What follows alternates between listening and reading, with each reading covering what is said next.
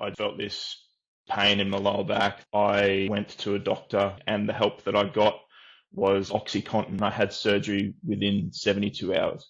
The Oxy was more so numbing the pain and escaping the shame more than it was doing anything for the injury whatsoever. I had a 2 litre bottle of milk next to the bed that I would roll over and pee in because I couldn't get up to walk to the bathroom. I wasn't able to hold my kids. I was just some loser in a bed, which was pretty hard every day. It created a lot of shame, which fed the drug use. I wasn't able to have sex with my wife.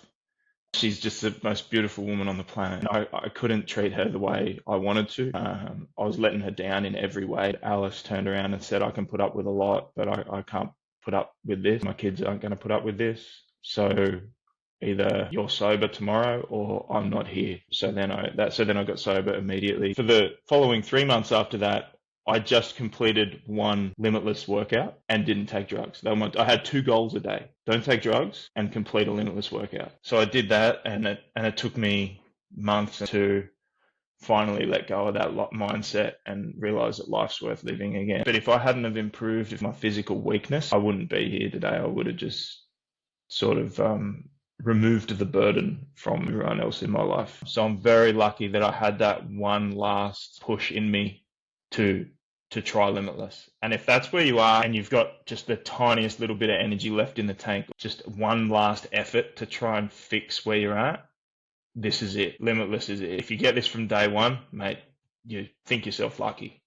Before we get into this amazing podcast, let's quickly check out the before and after that Joel sent me. On the left, this was him post-surgery, addicted to Oxy, chronic pain, sciatica, physical therapy, chiropractic. Nothing was working. He almost lost his marriage, his family. On the right, we see Joel today, plus 30 pounds of muscle, out of pain, sober for 2+ years, going from completely immobile, not being able to get out of bed, to doing the Limitless program, getting out of pain and becoming stronger than ever. This was one of my favorite conversations I've had thus far with a member. If you are looking to join our program, use code JOEL, JOEL, in all caps for 10% off. If you're wondering if our programs can help you, click the link below. We have a contact link. We would be happy to chat with you. Now, let's get into this conversation. Joel, thank you so much for joining. I don't know if you could tell, but when we were chatting on Thursday or Friday last week, I mean, I literally started almost crying during that. I think I was having like these really intense feelings for being very grateful for doing what we're doing, because you have an awesome story. So that's why I want to bring you here today. 6:30 a.m. Australia. I also love the Australian accent. Maybe that's partially why I'm having you here too. So what do you want to start with? Well, thanks for the intro, mate. We're talking today because I've completed your Limitless program and it's helped change my life. I don't say any one thing has changed my life, because obviously you've got to be there and willing yourself to do the work if you want to change a lot of things. And after doing Limitless, I've now enrolled in your strength training program. So we got talking, and I guess there was a bit of a story behind it that was not just injury, but through my L5-S1 injury, which is obviously what a lot of your clients come to you with, I was prescribed some pretty hefty pain medication that I became addicted to, that sent me down a pretty dark path in regards to how it affected my family life, how it affected my daily life. And Limitless and the course that Andrew and yourself and the team built, that was a really big part of the tools that I used to pull me out of not only my physical pain, but my emotional and mental pain that came about from the drug addiction as well. And that's probably been a 3-year journey now. So yeah, I think that's sort of what we want to dive a little bit into, what you want to dive a little bit into, which I'm happy to today. So yeah, for sure. So I mean, why don't you take me through why you started Limitless in the first place? So you had an L5-S1 injury and then you got surgery, right? Yeah, it was quite a large herniation. If I can get you a copy of some of the scans, I will, and you can put them up in your link or whatever. So it was quite a large L5-S1 herniation. I had a bit of hyperlordosis in the lower back, um, which at the time I was quite uneducated. I thought that was a straight back, but obviously it Sure. wasn't. There was too much curvature. Um, and I'd had a few lower back injuries in my life as a teenager. I used to ride bikes. I used to ride BMX, and I came off and had a spinal injury where I broke all the transverse processes off one side of my spine and did a bit of tissue damage there. But largely through my teens and 20s, I was quite fit and active, so it didn't bother me. I was always sort of in the gym lifting weights periodically. And when COVID hit, all the gyms shut down and I became very lazy. I guess I didn't find another way to stay active. I stayed indoors like everybody else did. And that's actually what my downfall was. It wasn't a dramatic story of, being in a car crash or lifting too much or what a lot of other people might think is how you get an injury. I guess my spine just degraded over time.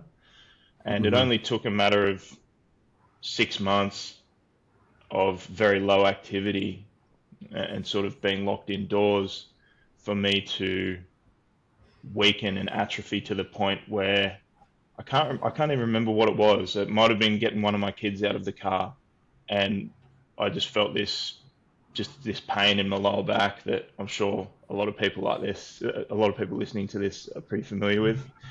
And it got quite worse over the following months. In that time, I went to a doctor to seek help, obviously, and the help that I got was a drug that we over here call endone. And I believe in the US that the equivalent is Oxycontin, um, which I believe you guys are having quite a time with in your population at the moment. We don't have as big of a problem with that over here as you guys do over there. I don't think it's as entrenched in our population from a dependency standpoint, but it is still a problem. So I was prescribed oxys, and from there they didn't really help the pain, to be honest, but they helped my mind escape. Is the best way I can explain it.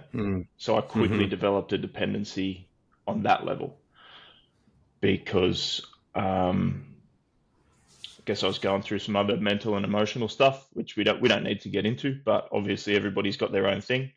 And I was presented with this drug that helped me feel as though I was living on a cloud.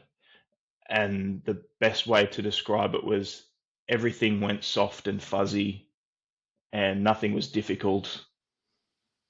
And I just sort of existed in a cloud. And that was great for someone who wants to escape their reality. That's amazing. It's a real good selling point for oxys.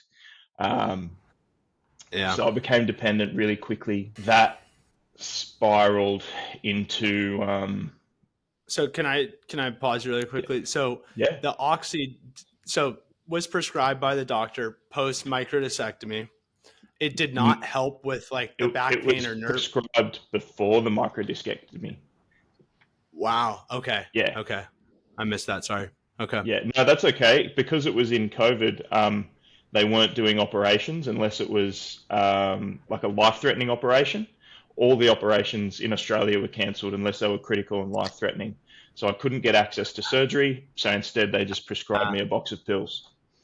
okay. So were you in line to get a surgery and then did it get canceled and then they prescribed you oxy or how did that look? Never. It was just oxys straight out of the gate.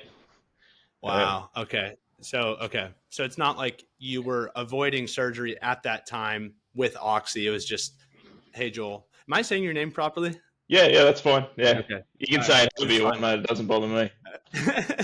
Joel or Joel or whatever you want to say, Okay. it doesn't bother me. I gotta have that Australian accent to say it properly. Okay, so oxy's out of the gate for the L5-S1. herniation. Yeah. So got Okay. prescribed oxys out of the gate. That was early 2021. And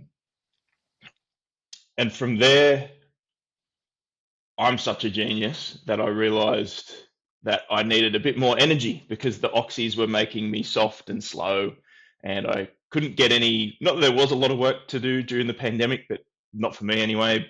But I couldn't get the work done that I needed to get done. So what did I do? I turned to amphetamines to bring myself up. So I Wow. developed this dependency, and I'm not blaming the doctors. I wouldn't blame the doctors if they prescribed. I was in immense pain. I was in incredible pain. So they prescribed what they could. It was my choice to then turn to amphetamines. It's known as Ritalin. So I was taking Ritalin in quite large amounts and oxys in quite large amounts because I thought, well, if oxys are bringing me down and slowing me down a little bit, I'll just bring myself up and even myself up with a bit of dexamphetamine. Wow. Which I smile and laugh about it now, but that combination, even though that they're only prescription drugs, I shouldn't really say only prescription drugs. That combination is incredibly bad. It just destroys. It just eats away at everything. It eats away at your memory, at your ability to think lucid thoughts, and it's terrible. And anyway, so I went on. I continued down that road until October 2021, where sometime around late September, early October, I lost almost all of my feeling from the waist down. So I woke up one day and something had changed in my lower back and something had changed in the sensation that I got through my legs. It wasn't just your typical numbness in the forefoot, shin, calf, hamstring, down the right side or the left side, whatever you typically get. It was something a lot worse. And I felt that I couldn't control. I had no real control from the hips down. It wasn't that I was paralyzed, but I had no real control. So I went to the hospital immediately. I tried to explain that to them. They sent me home with nerve killers. I'm not quite sure what the drug was, but they didn't work. And a few days later, I think it was actually the next day, I'd woke up and I'd lost control of my bladder. I'd lost control of almost everything from the waist down. There was next to no feeling. It wasn't that I couldn't walk due to pain. It was that I couldn't walk. I had no control almost of my legs. So I called a surgeon who we won't mention on the podcast because I'm not sure how great, or I'm not sure how, I'm not sure how to say this. Yeah, don't worry. My surgery shouldn't have been done at the time in the eyes of the state. Let's put it that way. But I found a surgeon to do my surgery, and his opinion was that, I'm not sure if you've ever explained this to your clients, but when you have a nerve injury of the spinal cord and you have a disc pressing on that cord, it begins to kink the cord, and the cord is like, it's like a big nerve. And he said that it acts as in a wire on a house or a wire for a computer or whatever it is. It relays information. And once those wires are kinked, his surgery can remove the disc and remove the pressure, but he can't unkink the wires. So the damage that's currently being done to your spinal cord cannot be fixed by any surgery, or it can't even really be fixed by any therapy, or we can strengthen the muscles around it and we can strengthen the rest of our body, but we can't remove that kink that's been put on our spinal cord. So I was at the point where I had no choice. I had to get that surgery.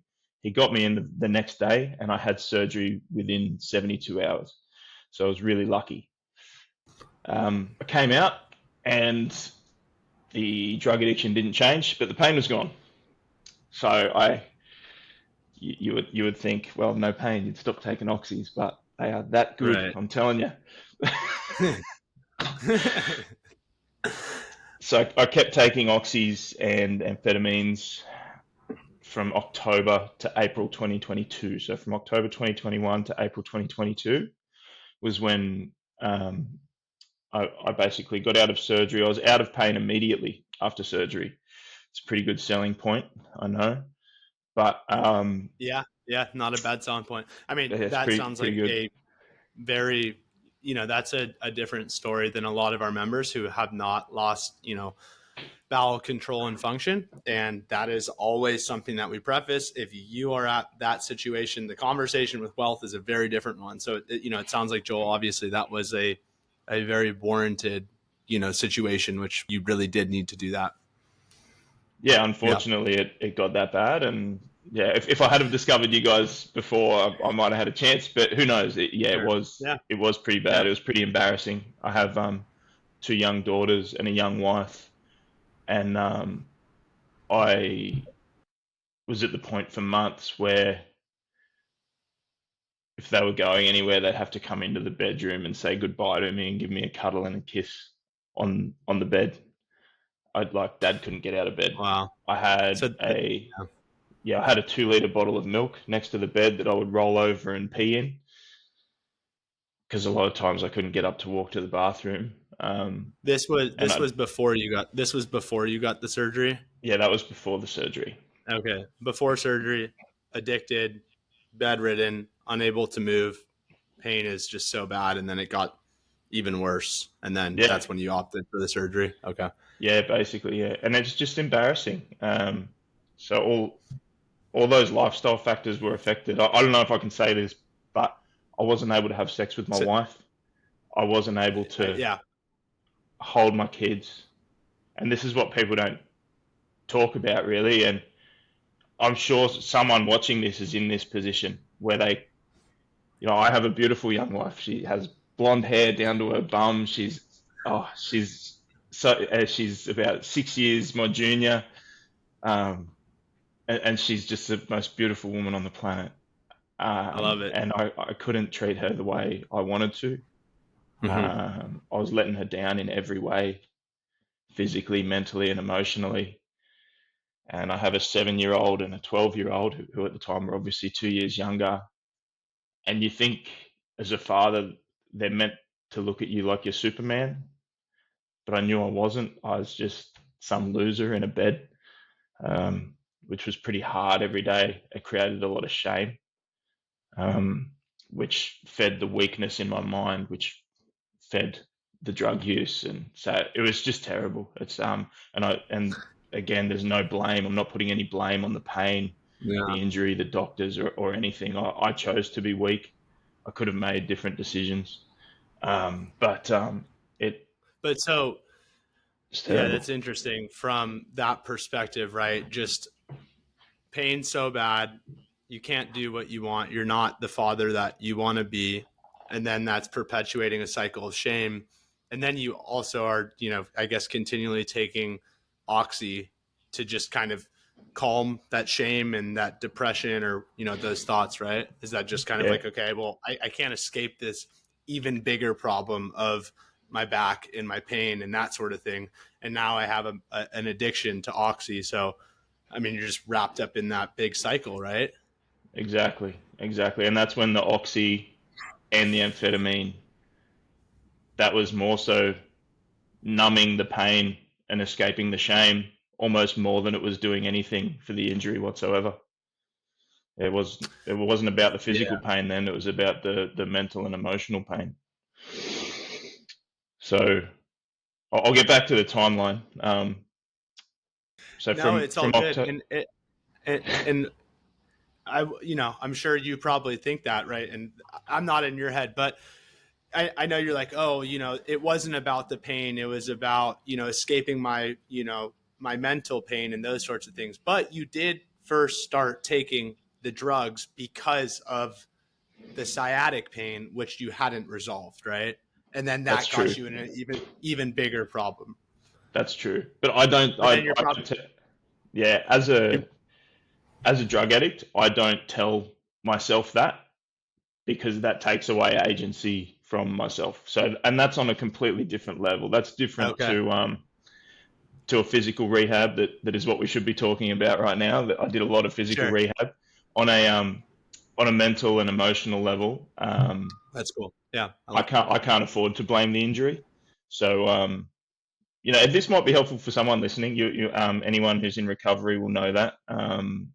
They'll know that if you give agency to outside sources like even physical pain, that is an outside source, then you take the agency away from yourself, and you take away your ability to control your decisions. So that's just a little insight into how you recover from something like that. I appreciate that. I haven't been addicted to Oxy or any drugs, fortunately. So I'm blessed. I know that's a very tough thing to be in. And I guess that's just the thought process that seems to work. What if that thought process, I know you're trying to keep agency within yourself to demonstrate, hey, if I want to get off of these drugs, I can, and it's not for any other reason out there. But is there a benefit to identifying the fact that you were taking the medication because of the sciatic pain, and like potentially you wouldn't even have been there? There probably is a benefit, to be honest. I think you might be right there, because if I had have recognized that I was only taking this because of the pain, and if I had have come to that conclusion earlier, I could have taken control and started my physical rehab earlier, and I could have made, I could have gone on the search for something for the Limitless, or I could have gone on a search for something like a Limitless program far before October of 2021. And Right. that may have, I could have taken agency a lot earlier, and if I had have known that it was just the pain. But I think what happened was the pain comes in, when the pain comes in slowly, it takes over your mind like a dark cloud. The pain is almost, it has a very similar effect to drugs. It affects your mood. It affects the way you treat others. I became a very, very dark, very mean and snappy person through it. So, Yeah. so I think you're right. If I had have isolated the pain and worked on that in a physical sense, to rehabilitate my lower back and my muscles surrounding that, I may never have had to go down this path. Well, and I'm sure everyone's recovery journey is, it's different, right? And I can appreciate what you're saying. You're the one that went through this, not me. What I'm hearing though is because you were in this perpetual cycle of shame and guilt, if it's not even a scapegoat, I understand that you don't want to even give scapegoats, but then you're looking at me and you're like, oh, I'm Joel. I'm so weak. I keep going back to these meds, and then it's reinforcing that shame. And it's not like, I know you don't want to give an excuse to why you're taking the meds, but if you're like, hey, maybe I'm not as weak as I think I am. Maybe I'm not such a POS, even though I feel like it right now because I can't get out of this loop. Like maybe I wouldn't be here if, I did address this sort of thing. And, I'm sure it's a very difficult situation to be in, but maybe that would have taken away some of the guilt, or maybe that could help someone in the recovery process. And I think this is why I really, I started getting red. I really started crying on the phone a little bit, hearing your story the other day, because what it did for me was it gave me some empathy into that situation. I don't know what it's like to be addicted to Oxy, but what you were just saying, hey, pain makes you a worse person. You're grouchy. I had an L5-S1 herniation and sciatica and that sort of thing. I didn't touch any medication for it. That's just kind of, I won't dive into why, but I just didn't. But what I realized was like, dude, I could see how someone could get going down the next thing and the next thing, and the next thing, because it is so painful. And then like you can hop to the next thing, or continual massages or chiropractic treatments. Like I think really when you have sciatica or back injury or something like that, I think there's a lot of people who use recreational drugs and get addicted, but you went down that path because of an injury. You didn't have the right rehab and resources to help your back. And this happens in the States a lot too. You know, we just go straight to prescribing medication or straight to surgery or straight to injection. Different surgeries, I would say unwarranted surgeries. The surgery that you had, it's a different situation, obviously, but you know, then people have surgery and they get addicted to meds after, whatever. So I think that's why I started getting very emotional the other day listening to you and wanting to have this conversation, was because I went through my own recovery process, and I just felt like a little bit of myself in your situation, as I do with all of our members. But this, you know, takes it to the next level. I agree. That makes so much sense, because now that I think about it, I did exactly what you're saying. I did the chiropractic treatments as well, and the physio treatments, and I was just reaching for anything. When you get desperate, as you know, like obviously, as you're saying, Cam, you didn't reach for drugs like I did, but you Yeah. reached, you know, you may have reached for different therapies until you found that the movement and the strength that you build in your own body is what actually fixes it. And Yeah. so I did that. I reached out to multiple chiropractors, and so, oh, this chiro is not working, so I'll drive 20 minutes to another town and go to that chiro, or Right. something like that. So you're just reaching and reaching and reaching, Yeah. and it's, I guess I had to learn the hard way, because after my surgery in October, about 2 months later at Christmas time, great Christmas present, the pain came back, and and that was a nightmare, and I managed it by walking, which is Right. not Yeah. really, there's I not know. really a lot in it, Right. but Yeah. So that came back. I guess, man, this is awesome. Thank you for sharing. So just really quickly, I want to touch, we don't have to go through all of it. Before you started taking the Oxy, you know, what was kind of the condensed version of what you were trying to do? Like, I know you mentioned chiropractic. Did you try to kind of do chiro, PT, any of those sorts of things before you saw the doc, before you got on the drugs? yeah, all of it. So I did, and while I was on drugs as well. So I tried everything. I tried everything and the drugs, just to make it a little bit more fun. That's Aussie humor for you. It wasn't more fun. It was terrible. Right. Hey, I got a sense of humor like that too. You gotta, yeah. Some of us, we Yeah, process the stuff different, you know. And I'm sure looking back on it now, you're like, man, that was crazy. yeah, Yeah. and it was. And the thing with the chiros, the physios, and all that type of stuff, um, they teach you, if they give you any exercises to do, it's, oh, just stretch, do a lower back stretch, do a bird dog. You know the bird dogs. You get Yeah. on the ground and you Yeah. do this. Oh yeah. Yeah. Hey, not much has changed from Australian rehab to American rehab to Canadian rehab to UK rehab. Dude, freaking talking to people on the phone. I just hopped off the phone. This guy just signed up.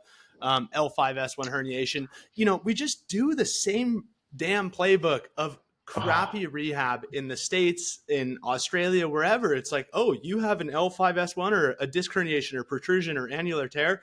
Here are the 5 or 10 exercises that yep. we're going to give you. You know, just the run of the mill PT shops or adjacent, you know, referral from Chiro, or, you know, Chiro or doctor refers you to so and so PT. And it's like, we're going to maybe do bird dogs and clamshells and glute bridges and dead bugs and some McKenzie and some McGill. And then maybe it's like, okay, you know, copy paste 10, 20 exercises. And that's the blueprint to treat back pain. Oh, it didn't work. All right. Well, it's like, well, yeah, how can we expect that And to they're work? trash. Those exercises and that exercise regime is trash. And the one reason that I can point out very succinctly why it's trash is because it doesn't teach you any awareness. It gives you no That's awareness. You do these exercises that you don't gain stability from. First of all, you don't gain stability. You're not getting any muscle growth. And secondly, it teaches you no awareness of where your lower back, your thoracic, your shoulders, where you should be holding yourself. You know, right. we are humans. We are built in a certain form. And if you spend your time hunched over or with hyperlordosis or in hyperextension, you're going to do damage. And they don't tell you that. They don't tell you anything about diet. For example, I've learned how bad carbohydrates are for me in high doses. So high Right. glycemic index foods, terrible for me. Some people love them. My wife loves them, runs off them, absolutely runs on bananas and berries and oats. Mate, if I eat oats, my knees blow up. It's terrible. Sure. Yeah, they're trash, mate. Those exercises are trash. Yeah, and I think, to play devil's advocate, I think also the way in which they are taught, I think, is what's trash about it too. Like, just saying or asking someone to do such and such exercise just because it has the name associated with it does not mean they're doing the goal or the intent of that exercise. If they don't have the awareness, if they don't have the alignment, if they don't have the accessibility to those joints and tissues and muscles, an ability to even move in that way in which the exercise that you're giving them would ask them to do. And that is also the problem too. Just prescribing named exercises because they're good for the back to someone who just doesn't even have that fundamental awareness first and foremost. Yeah, for example, the first thing I learned on Limitless, and I thought it was a joke. I spent $1,000 on Limitless, and the first exercise was just tilting my hips, standing in the one spot. And I thought, geez, we better I better get better than this. But that exercise, I better get my money back. I'll stand up for the camera. My first exercise I ever learned through Limitless, was that much movement.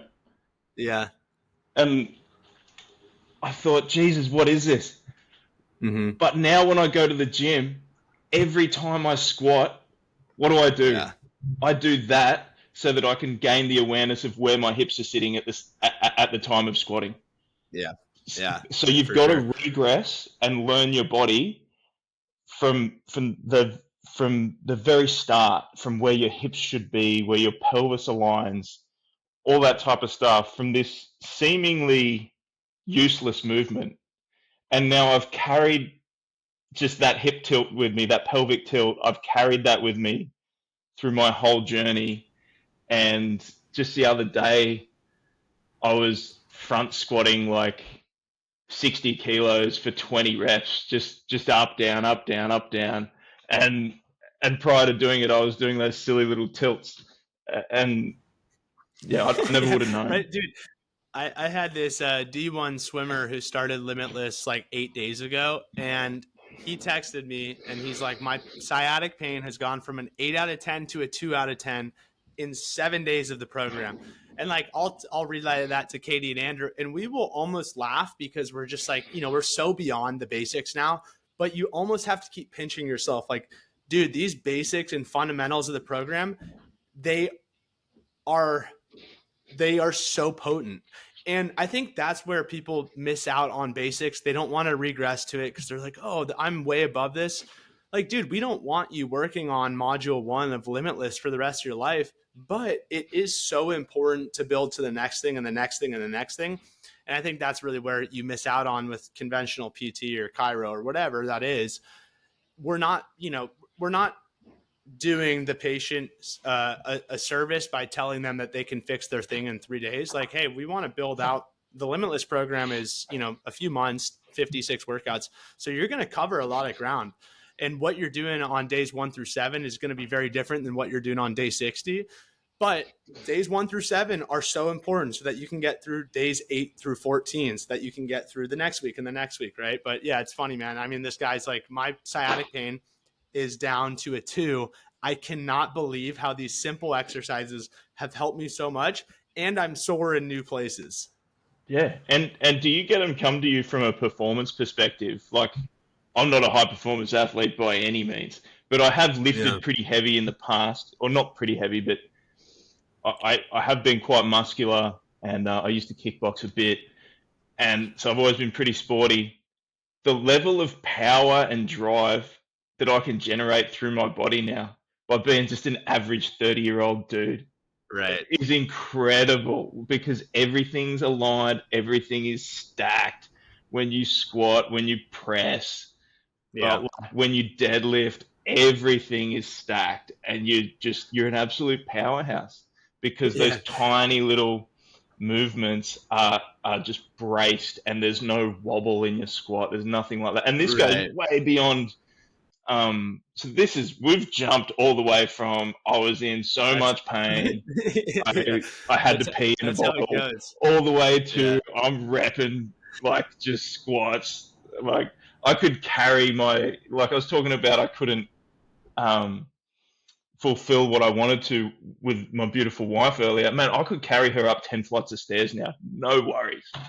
It's That's incredible, and it dude, just makes going you feel from so powerful. pissing in a bottle, being addicted to oxy, sciatic pain, not having sex, being able to carry your wife up and down the stairs, Superman dad now. I mean, that's awesome. It's incredible. Like my kids, I'll go like this, and my kids will hang off my biceps. It's incredible, and I That don't is even work cool. out biceps, and they're Hey, actually look at those.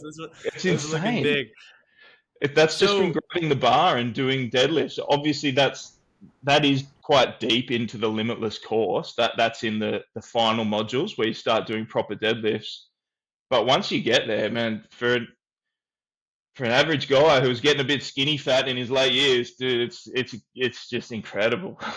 Like, yeah, you're 35, right? yes, yeah, Okay. Um, yeah, I mean, dude, we could talk about that. People go through and basics they're so important because again, like, people think, oh, if I want to get faster or stronger or have better output and performance, like, oh, I don't need to do these things in Limitless because that's just for pain. I'm not in pain.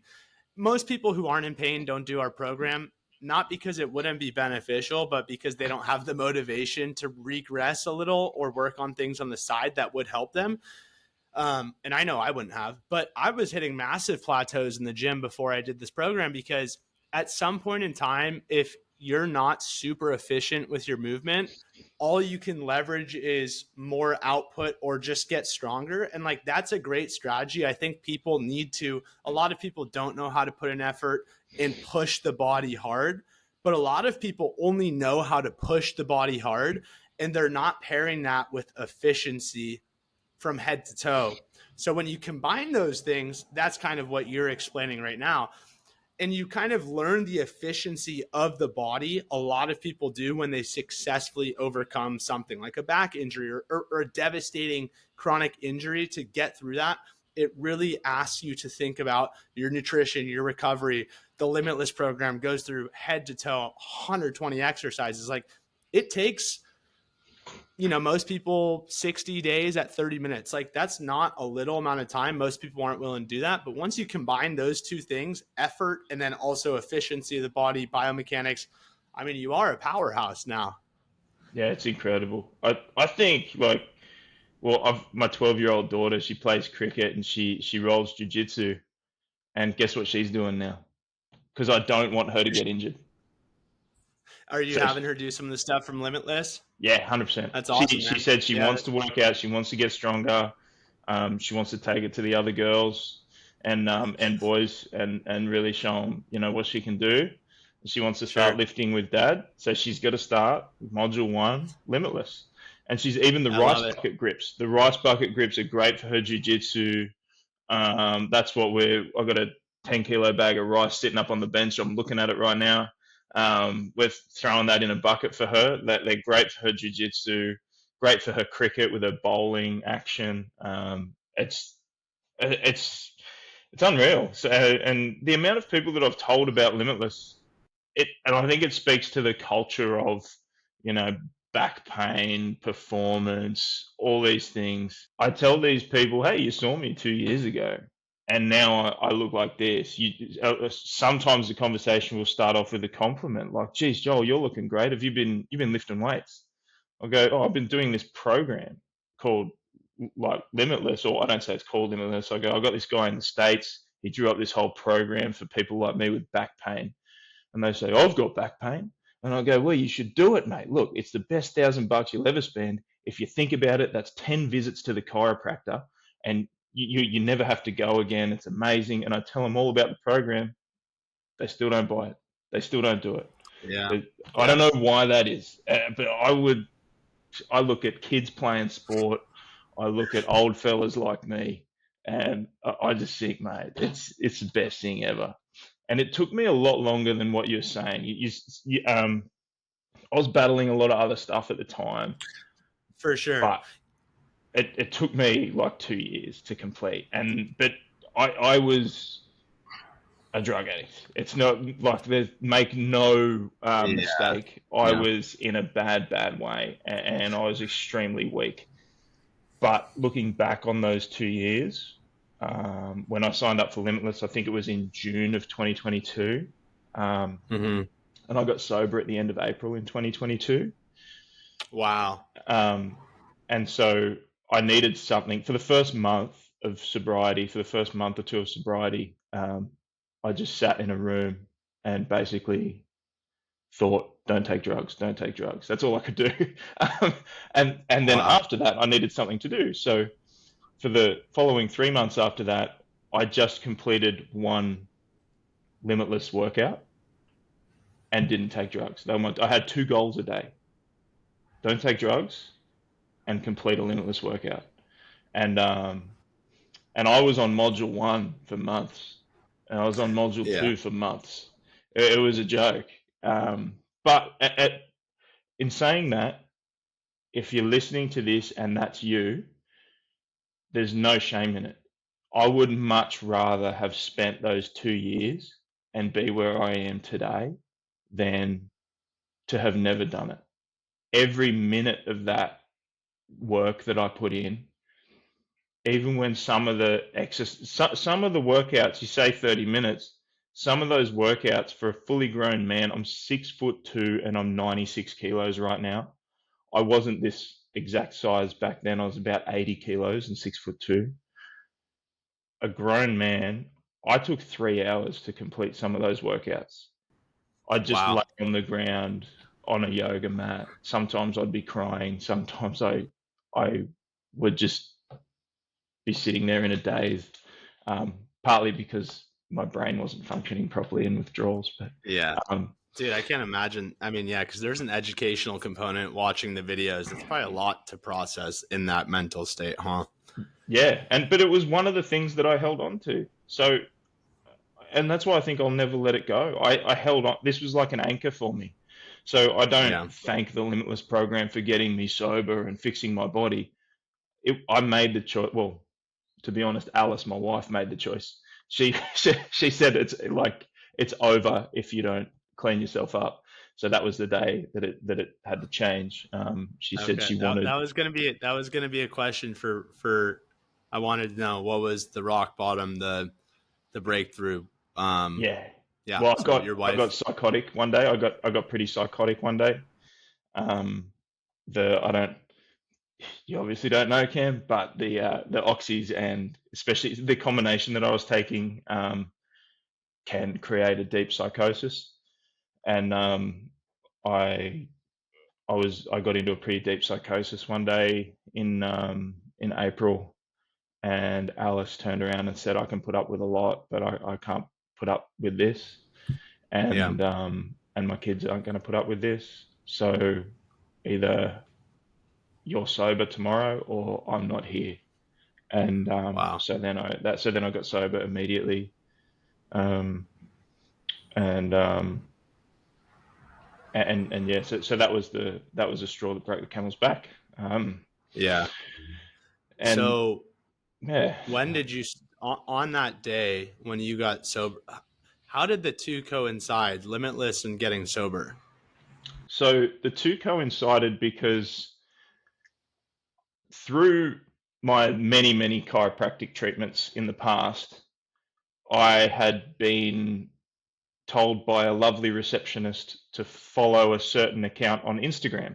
And it was an account that Andrew used to be a part of, that he's no longer a part of. And I think you know the one.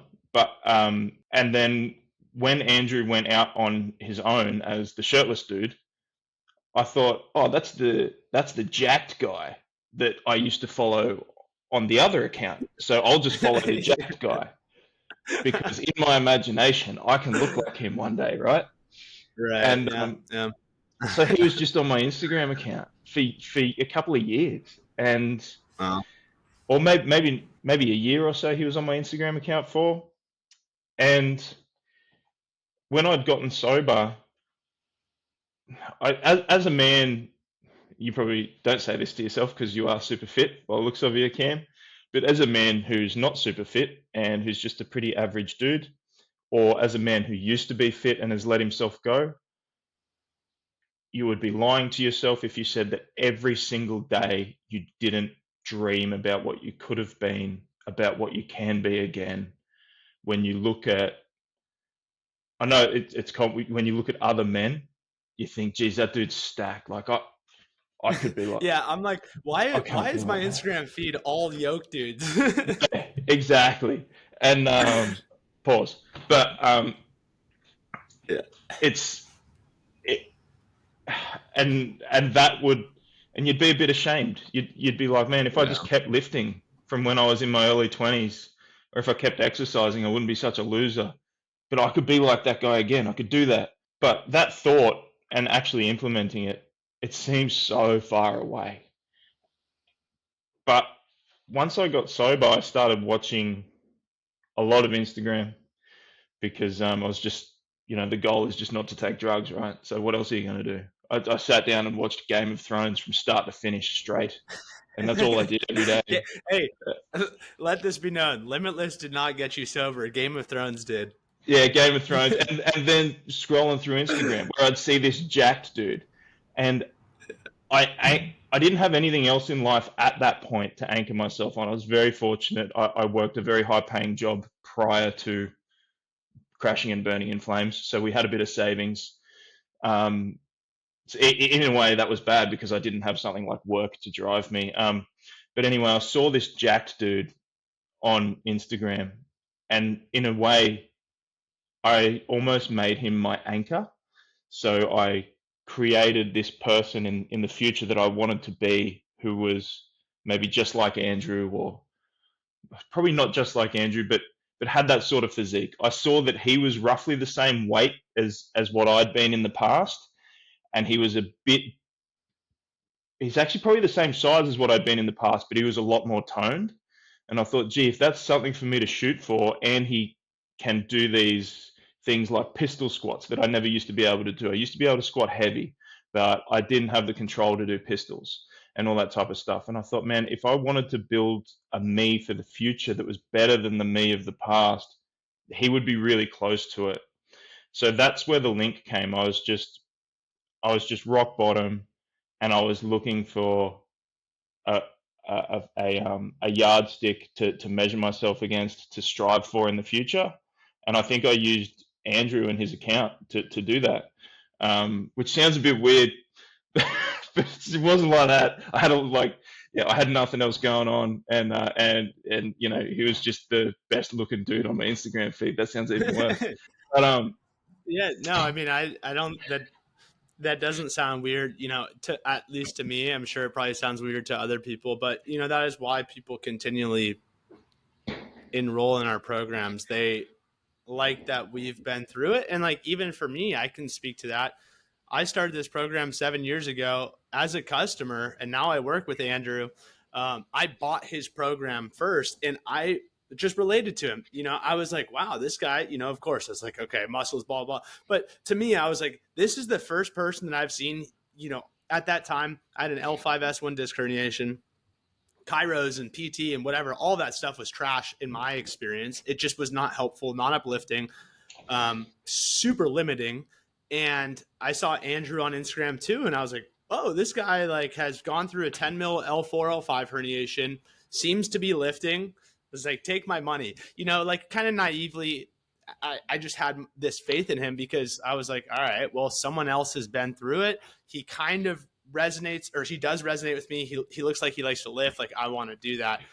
So what you're saying is not weird to me. That is a big reason why. I just resonated with the fact that he had gone through an injury and out on the other side. Yeah, that's exactly it. It was almost naive, like a naive. Oh, this is it. Like, if he could get a job selling you the dream of whatever that dream is, you know what I mean? But instead of doing that, he's built his own thing, and it's real and it works. Like, It's incredible. Like half of me was like, oh man, I wonder if this guy's just selling the dream, you know? But now I look in the mirror, I can see a six pack. I've gone from, I was That's awesome. under 80 kilos at 6'2", and now I'm Wow. Yeah. 96, and I'm Big probably boy. less body fat. Like that's 16 kilos, and most of that has come in the last 6 months. It's like I can comfortably say now I'm stacked, and I absolutely love it. I'm not that Hey. stacked, but I'm pretty good. If this is where it ended for me today, and I just maintained and coasted, I'd be Sure. happy. But that's why I'm doing the strength program, and I think I'm on Cool. day 3 of the strength program, and I hit a new PR in pull-ups the other day. So I've never done Sure. 6 pull-ups in a row, just because I never used to do them when I was younger. But also, I'm pretty heavy, and for like just 6 really easy pull-ups, I thought, man, that's more than I've ever done. It doesn't sound like much, but again, Sure. it's more than I could do 2 years ago. So it's the strength program's already paying off. So you enrolled in Limitless, like got sober, wife gave you the ultimatum. You kind of like, all right, I need someone to inspire me. I need to get back to a better version of me. You remembered Andrew, you saw that he had this program that supposedly was going to help you with your pain and get you out of it. So you enrolled. I want to get to that. And then also I want to put a pin in here as well. I think this is important, right? Because like you and me, Joel, we're looking at Andrew and we're like, oh, I'm going to buy this dude's program because he's yoked. And like, I want to get back to that. That's what I want to look at. Alternatively, I've talked to people. We had someone on the podcast, Sarah. She was scared to start the Limitless program because she was like, wait, I just do yoga. I'm like, more petite female. This guy's, stacked, whatever, yoked. And she was intimidated. She's like, well, I don't lift like that. So we've had people in their 50s, 60s, 70s. I was talking to someone yesterday. She's diabetic. She's like, I have 50 pounds to lose. And she started the program. So I do want to really briefly tell you that too. And, maybe Joel, you can give a piece of advice too for someone listening. Cause people listening right now, maybe they're resonating with the pain, blah, blah, blah, but they're like, oh, well, like maybe I never will even see myself in that person, or that person's, too far away or whatever. I've never lifted a weight. And at Wealth, we're like, hey, wherever you're at, if you want to get better, we can help you out. And we have such a diverse group, male, female, ages, body fat, body comp, pain, injuries. So it's not just all fit people doing the program. What advice do you have to anyone in that situation, regardless of how they look or feel? Like, what would you recommend they do? Well, I don't know if you could tell from my story, but if I can do it, man, like an 80-year-old with prostate cancer can do it. Like it's, if you're an 80-year-old and like time's ticking, Right. you can do it. I was that weak, I promise you. Yeah. My wife was stronger than me. She would have to carry me to the car, and she's 60 kilos or less on an average day. Like I couldn't get out of bed. So if you can get out of bed, you're already one step ahead of where I started. Secondly, I think I also mentioned my 12-year-old daughter's about to start it. I've done this program, I've assessed it, and I think it's going to be great for her. She wants to start lifting. This is going to be great for her to learn her own body.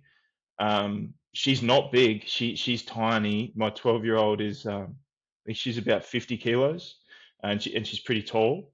She's very thin. She's beautiful too. And she's going to start with the Limitless program before I even let her lift a weight on her own, because of how foundational it is. If all you've done is stretch, or if all you've done is yoga, or if you're extremely overweight, I think this is probably the best thing for you. If I was super fit, and I was strong and lifting, I never would have found this program.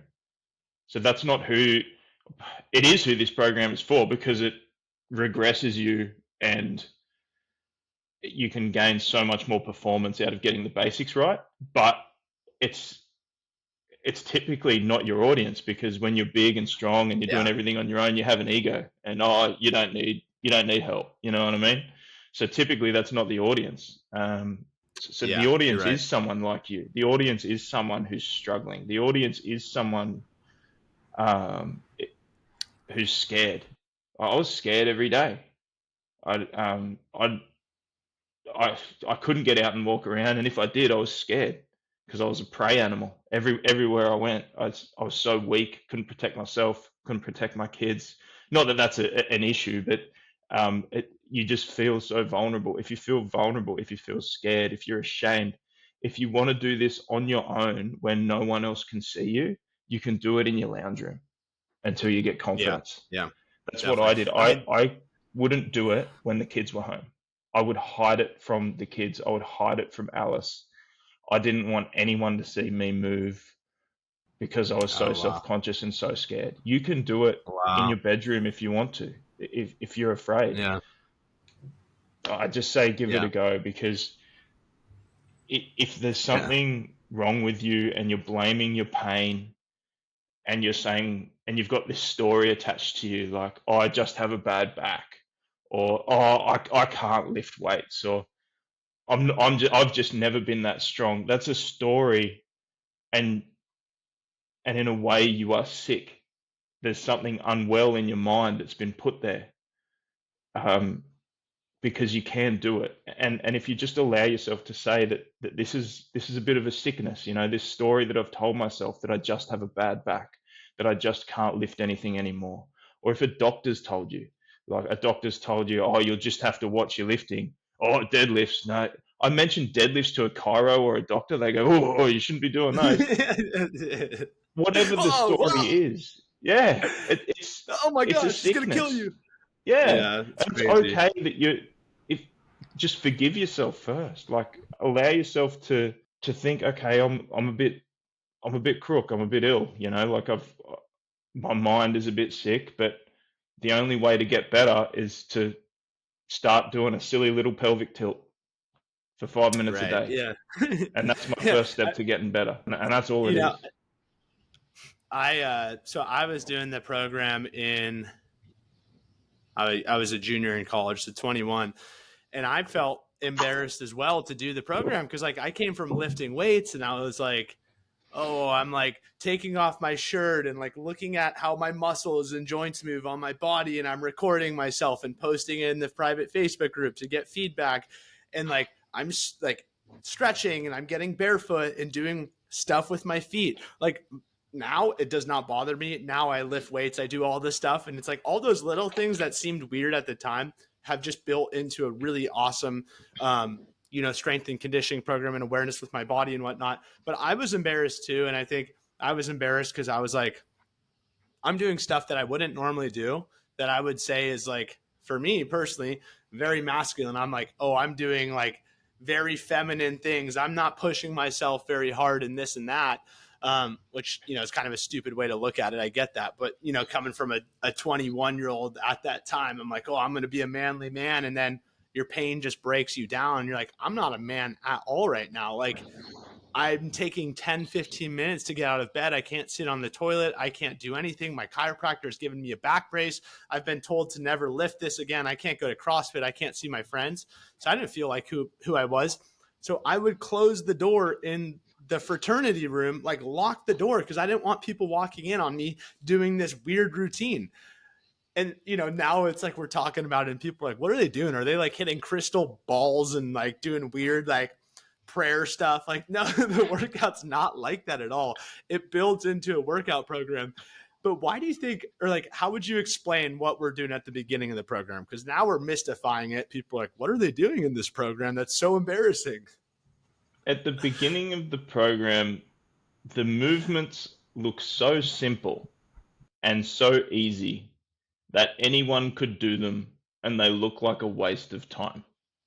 Yeah, that's it. But the small nuances and the alignments of the spine, the pelvis, the rib cage, the shoulder blades, the head, the very small nuances that are built into these seemingly basic and useless movements, those small nuances create a foundation for everything moving forward. So on the outside, the movement looks very basic, but when you are doing it, there is so much to focus on, so many points of call that you need to make sure are constantly aligned. It is actually a very difficult exercise. And for example, working with elastic bands.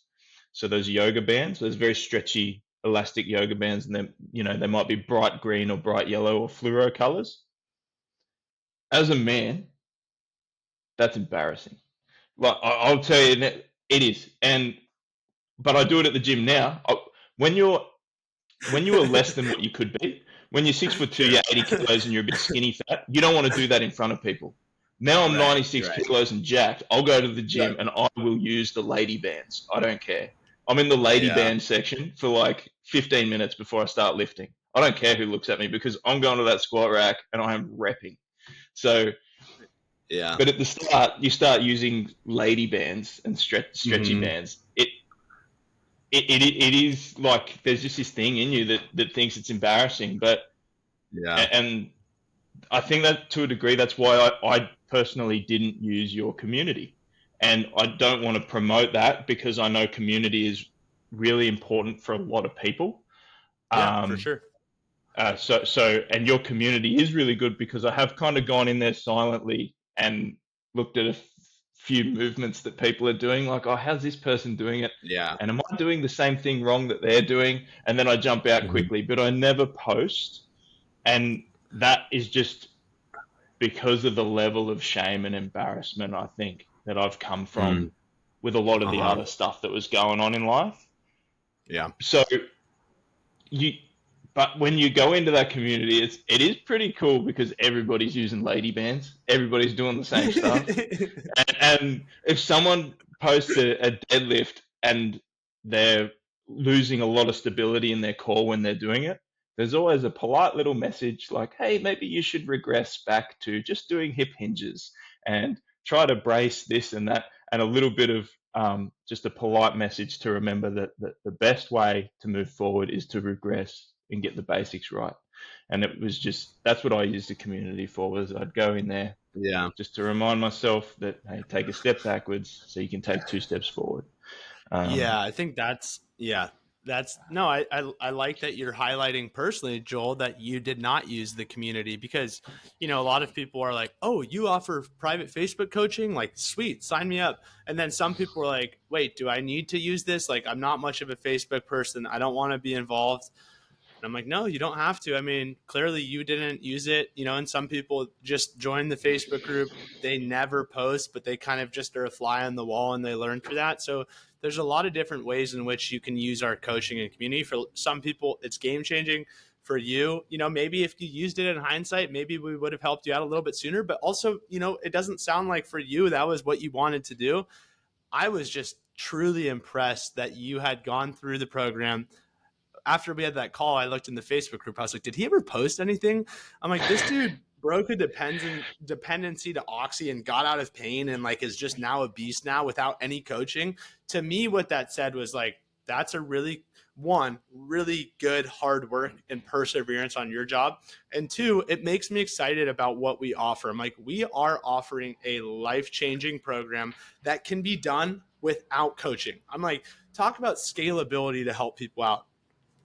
Yeah, it truly is, because it's every day is there for you. Like every day, 7 days a week, there is a protocol that you can just stick to. If you're at rock bottom, you can stick to it. If you're a high performer, you can, and you got a really busy day, and maybe you're running a company, which we are now. We're running a home services business now. So we've gone from unemployed, living off our savings. Or I was unemployed. Alice never was. She's great. But now we're running a home services company. Wow. So whether you're rock bottom or you're flat out busy, and I've been in both arenas, there is a protocol for every day that keeps you on track. And it's the videos are so in depth.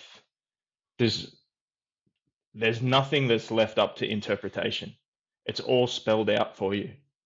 So if you think you don't know the anatomy or you of the human body, or you don't have much awareness of your own movement, whatever it is, it's all spelled out for you from start to finish. And yeah, so now toward the end of Limitless, I found I was spending too long on the workouts. So I cut down and I Yeah. did minimum Yeah.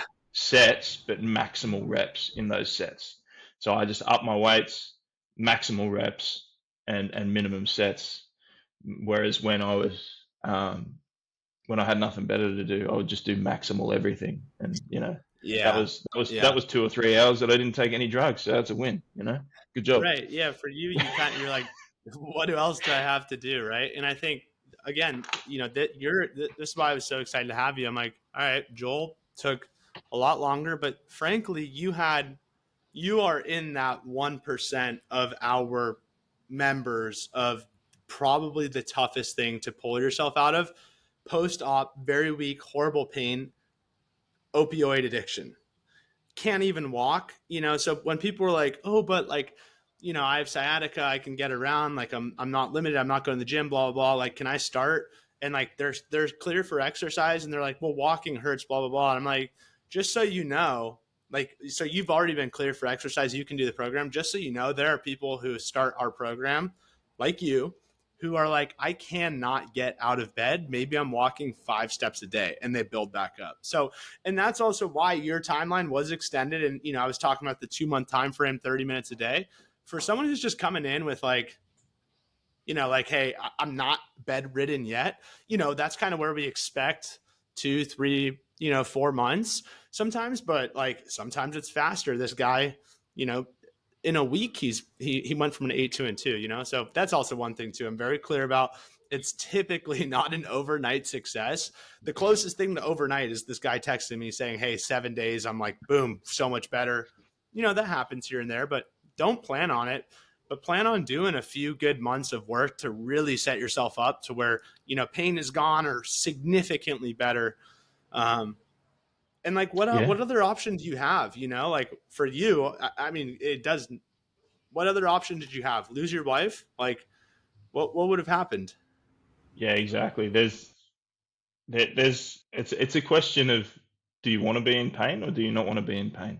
Do you want it to be better? Okay, do it. Do half an hour a day, it'll get better.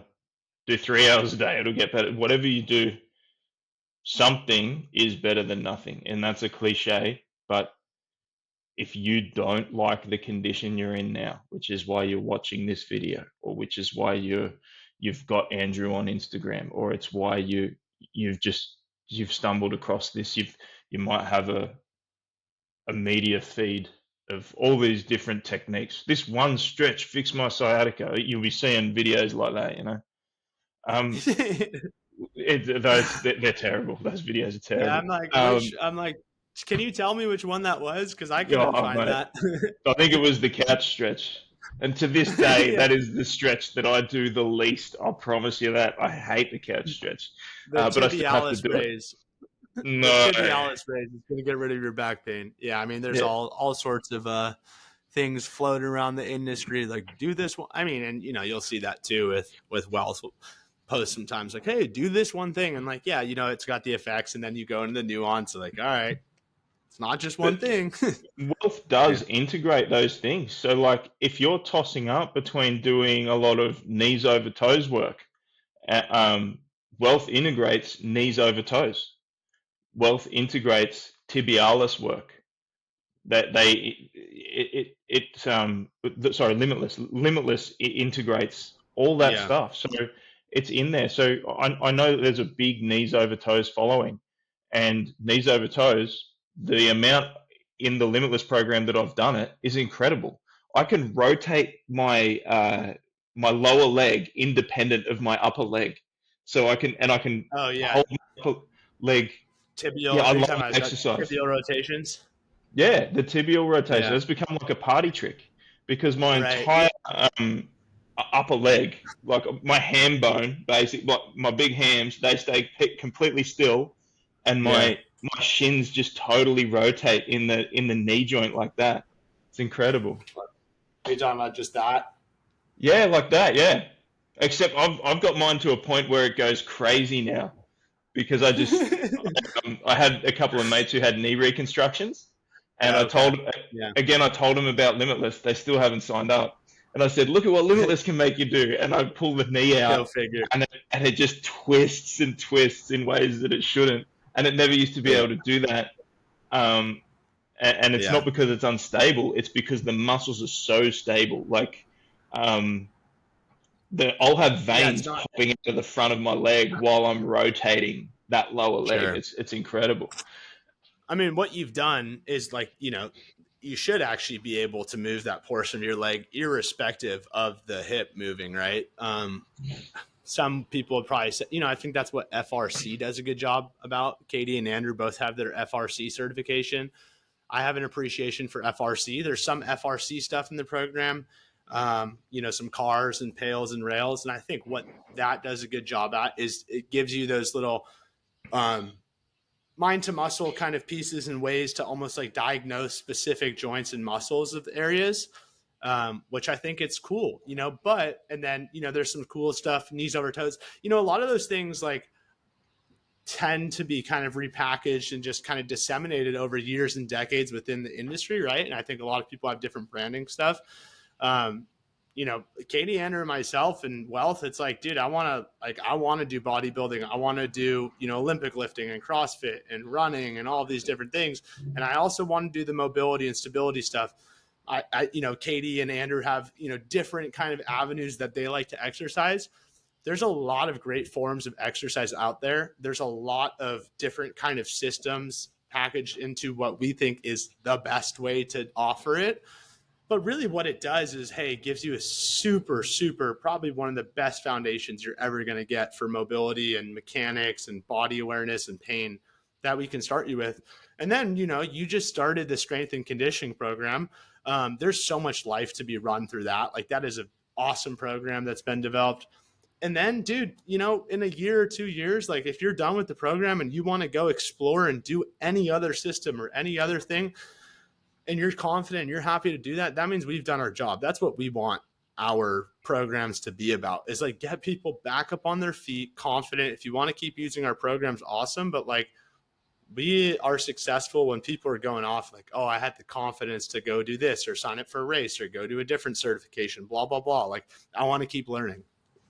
And it's not a one-time thing either. So in the back of my mind, I've got this fear, or not even a fear. It used to be a fear, but now I have this thing that says, if my back blows out again, well, I'm just back to module 1. And I'll put in if it's 2 years I've got to put in, I'll put in 2 years again because it's worth it. At that point, that probably wouldn't happen. And ideally, I maintain my condition and improve it moving forward. But Limitless it's always there for me. I broke out my wallet once for you guys, and now I can go back to it anytime I want. And it's incredible. And well, twice if you consider the strength training program. Hey, you broke out the wallet again. You bought the strength and conditioning program. So thank you for doing that. No worries. Yeah, it's honestly, it's that it hasn't changed my life. I've changed my life, but it has been a huge anchor in my life. Just to have something to do every day. To have something to do every day when you're not capable of doing anything else. And then also now, when you've got so much other stuff that you need to do and people that you need to help and answer to when running a company, now I've got that extra to do. I think I told you earlier, I've been hitting the gym at about 11 p.m. at night because I've been so busy. But even though I'm tired now and I probably look pretty terrible, it just gives me meaning. To be honest, it gives me meaning beyond what I had previously. So it's pretty interesting. It's pretty special. So, and I'm noticing how you're speaking. I'm curious if this comes from the addiction rehab recovery process. You said it hasn't changed my life. I've changed my life. You said physical pain is not the reason why I'm addicted to opioids. I'm the reason. Is that kind of what's going on there too? Like, for better or worse, you really put yourself in the driver's seat. Like, I'm either going to do it or I'm not. Yeah, you have to. Yeah. No one can do it for you. When you think someone else can do it for you, You start reaching out for the chiropractor again, and then you start Interesting. reaching out for those external things again. Okay. Yeah. When you take over the agency of yourself, to be honest, I don't want to, like, I'm not here spruiking Limitless. That's not what this is about. But that's kind of what comes across in the course as well. And Andrew and Katie never say it directly, but in a lot of the things he says, when he says things like, if you feel pain, that is good. It means the area is moving and working. Pain is the inflammation as a result of the area moving. You want a stress pain. You don't want a sharp pain. When you move, you get the pain, the area is working.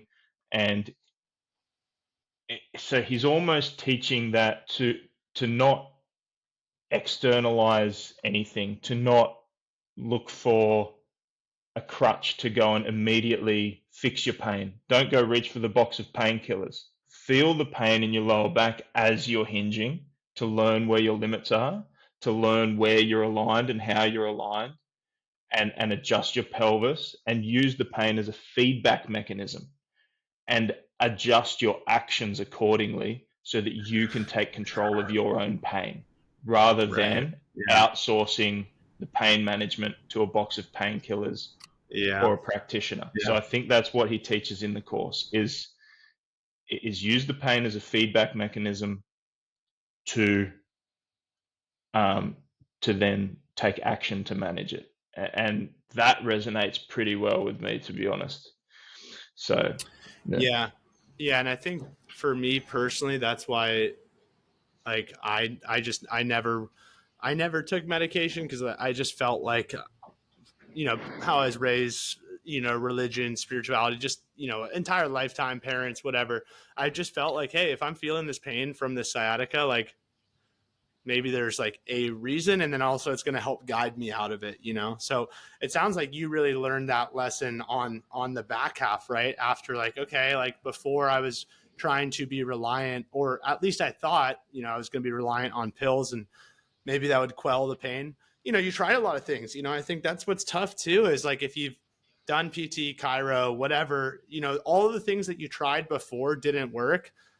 I can see how people can gravitate towards, medication and stuff, or even before, because, like, you're just like, I have so many other responsibilities in life. I want to live my life. I don't want this to affect me, and I would imagine you're probably pretty patient with it, but it sounds like you really solidified that lesson, kind of going through on this other side of getting sober and going through Limitless, huh? Yeah, when you try so many things and they don't work, your field becomes very narrow. So when you've tried chiropractors and they don't work, when you've tried physios and that doesn't work, when you've tried stupid bird dogs and dead bug exercises and that doesn't work, when you've tried the magical stretch that you saw on a YouTube video, when you've tried drugs, when you've tried just walking or being inactive, when you've tried all these things and they don't work, your field becomes very narrow and the walls begin to close in on you, and it becomes very dark, and you begin to believe that there is no way out. You begin to believe that there is no solution. And that's very unfortunate, because I don't Yeah. think that that's your fault if that's where you are. If Right. where you are is Yeah. you've tried half a dozen different things and none of it's worked, and now you've learned that nothing can fix this, well, you're learning, you're a human. Your evidence is that nothing can fix this. And it's just becomes very narrow. And I think Limitless was the last thing I ever would have tried. If Limitless hadn't have worked, for example, I wouldn't try anything else. I would have just given up. So I'm very lucky that I had that one last, just that one last push in me to try Limitless. And if that's where you are, and you've got just the tiniest little bit of energy left in the tank, or you've got the tiniest little bit of tolerance left in the tank for just one last effort to try and fix where you're at, this is it. This is honestly it. Limitless is it. The whole training ethos that it teaches, this is it. This is everything. If you get this from day one, mate, you think yourself lucky. But but I got this on the absolute last leg of my journey, and I'm even more grateful for it. Dude, beautiful. What gave you that last push?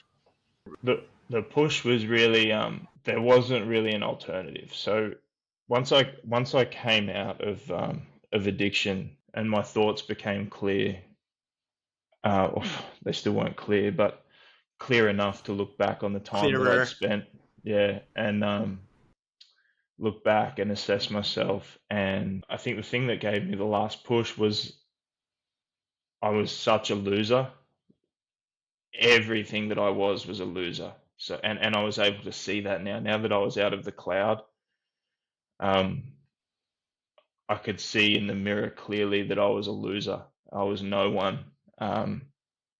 I don't know how any woman could have been with me. I don't know how any child could have looked up to me. I could barely stand myself. And so I was at the point where I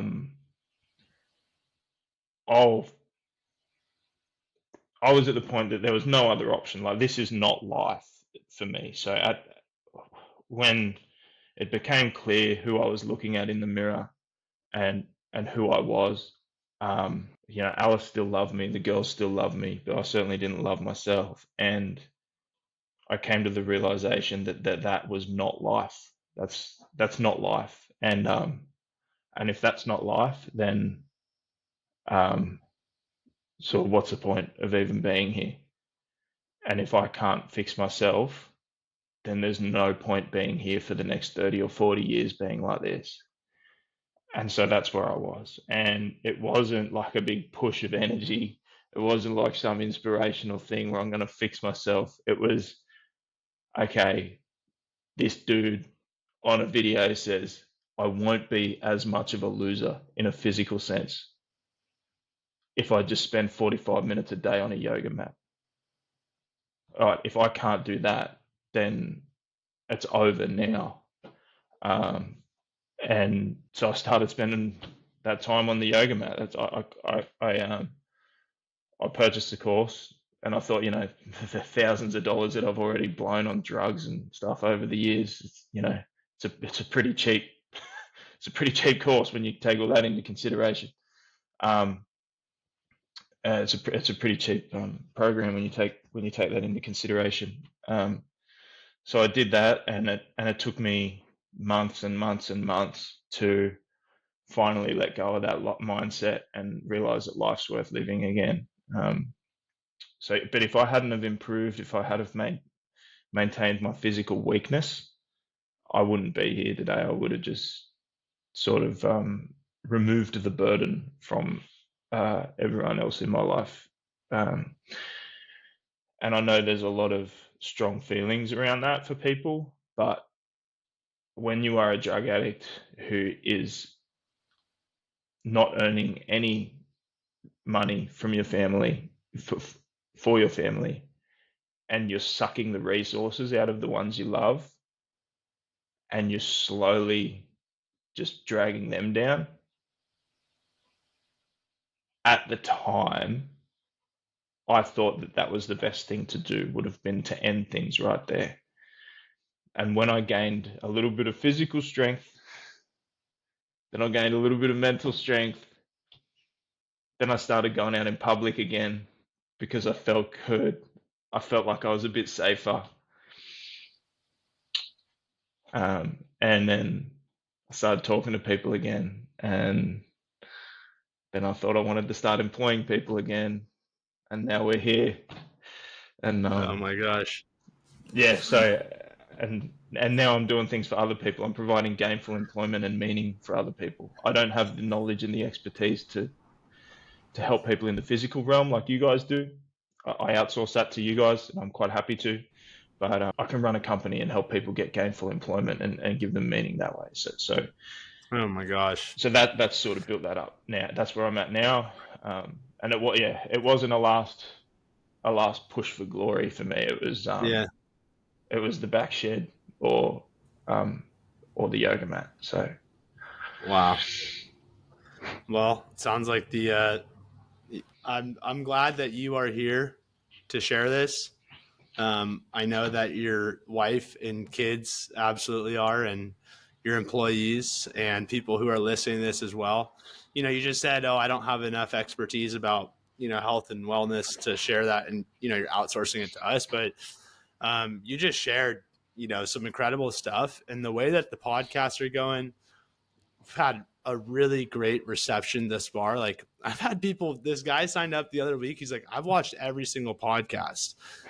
People want to listen to other people who have gone through it. And, I have my own story, and Andrew has his own story, and Katie has his own story in their own right, and we could share that. But a lot of people are going to resonate with that. And I think also too, is great about your story is if people don't resonate with being addicted and this and that, it's like, great. That means if Joel did it in that situation where he had so many other factors to work through and he did, like, why can't I? It's incredible for you to share such an intense story because it's going to reach those people, like, all right, cool. Well, I just have sciatica. I don't have an opioid addiction. So I think I can do it, like, yeah, dude, 100%. one thing was already enough for me. I can't even pretend to know what that would be like to be married, have kids, feel all of the shame. I mean, I felt shame and I felt not like myself and this and that, but I didn't have really, other people at the time relying on me. My recovery was, it was, I don't know if selfish is not the right word, but it was a great time in my life at 21 to go through it. I think whatever time you're getting to this podcast and starting your story too in recovery is the best time to do it because, it gets better or worse. And I think people have to decide what they want to do with that. Yeah, it does. It gets better or worse, and you're in charge. You're in charge of whether that gets better or worse. So if you take the step now, take control. Sorry about that. It's all good. If you take the step now and you take control, you're in charge of your outcomes. So we'll wrap up. Do you have to head to work? What time is it right now? It's 8 o'clock. I have to head to work like whenever I want, really, but okay.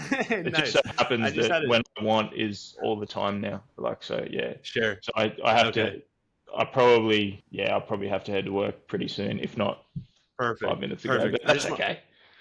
There you go. The guys and the guy and ladies understand, and Alice is she's running things at the moment while I'm not in the game, so it's fine. Hey, there we go. Part of me is wondering, like, for people out there who are listening, right? It sounds like the two big pushes. One was from someone you loved that you would do anything for, right? And your wife's like, hey, kids and I are leaving if you don't clean up. And that helped you just, cold turkey, no more pills. And then, there was a lot of work to be done mentally and physically and probably spiritually, emotionally, all those sorts of things after. And then, you found Limitless. Limitless was your anchor to, help you, from what I'm picking up, help you stay off the pills and start to focus on self-improvement of the body, reduce pain, mobility, strength. And, here we are. But how do people, like, if you didn't have your wife push you to that, like, I guess maybe you already answered it. Like, you just wouldn't be here. Yeah, it'd be pretty dark, to be honest. Yeah. No. You've got to, if you don't have people to push you, you've got to look out the front door, or you've got to look out the window, and you've got to look at someone who you think is better than you. So if you think you're at rock bottom, and or not even, if you think that you're struggling and you'll never get better, and whether that's from an addiction, whether it's from sciatica, whether it's from another injury, whether it's from something as simple as upper back pain from winged scapulars, which is what I also had. That was very minor. But if that's all you have, whatever affliction you're suffering from, if you don't have a family or someone to drive you, And I don't say support, I mean drive. Like if you don't have someone to get behind you, and it Yeah, has to be sounds like done. she was driving. She was about to whip Yeah, you, huh? I'm yeah. out. If you don't have that, look outside and look at people who are running on the soft sand at your local beach. Look at people who are going on hikes and bushwalks up to the mountains near where you live. Look at people who are coaching their kids' soccer team and say, well, if they can get meaning and derive something from that, then so can I. That looks better than what I'm doing now. If I'm doing nothing now, or if I'm in pain now, or if I don't think my life's that great for this reason, well, they don't have it. They've fixed it. So I can too. It's worth fixing so that I can do what that person's doing who's coaching his kid's soccer team.